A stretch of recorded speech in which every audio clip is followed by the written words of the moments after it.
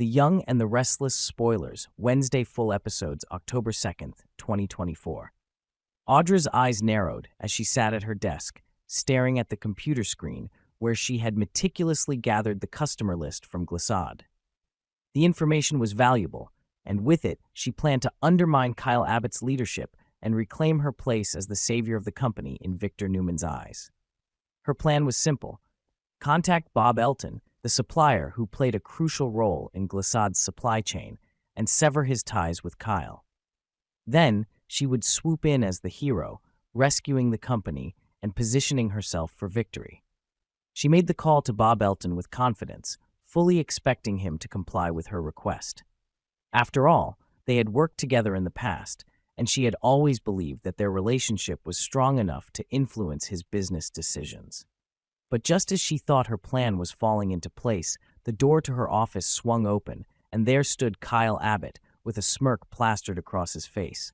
"So, Audra," Kyle drawled, his tone dripping with arrogance, "I hear you've been busy trying to outmaneuver me. You must be pretty confident if you think Bob Elton would turn on me that easily." Audra glared at him, but said nothing, waiting for him to continue. "Well, I hate to break it to you," Kyle continued, his grin widening, "but I already signed the contract with Bob yesterday. You're a little too late. He was just playing you the whole time." Audra's face twisted with fury. The realization that Bob had outsmarted her, working with Kyle behind her back, was infuriating. She had counted on Bob's loyalty, believing that her past influence over him would be enough to sway his decisions.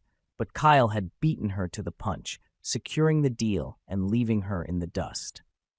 "You think this is funny, don't you?"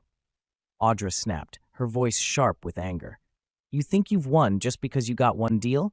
Don't be so sure, Kyle. You haven't won anything yet." Kyle laughed, the sound mocking and dismissive. "You're predictable, Audra. Always scheming, always thinking you're the smartest person in the room.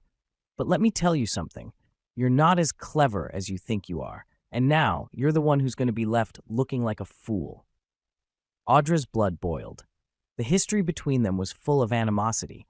Kyle had humiliated her once before, leading to her downfall at Glissade. He had outmaneuvered her, forcing her out of her position in the company, and now it seemed he was doing it again. But this time, she wasn't going to let him win so easily. She would make him pay for every slight, every act of betrayal. Their rivalry had grown toxic, a constant back and forth of power plays and manipulation. Audra wanted nothing more than to see Kyle fail, to be the one responsible for his downfall. But Kyle was no amateur. He knew how to play the game, and he knew how to strike when it hurt the most. Their battle for control over Glissade had become more than just a business competition. It was personal, and the stakes were higher than ever. As Kyle turned to leave, Audra's mind raced. She needed to come up with a new plan, a way to turn this setback into an opportunity. She couldn't let Kyle's victory stand. There had to be another angle she could exploit, another way to get back at him. But even as she plotted her next move, a nagging thought crept into her mind. Bob Elton. He had played both sides, pretending to entertain her offer while secretly making deals with Kyle.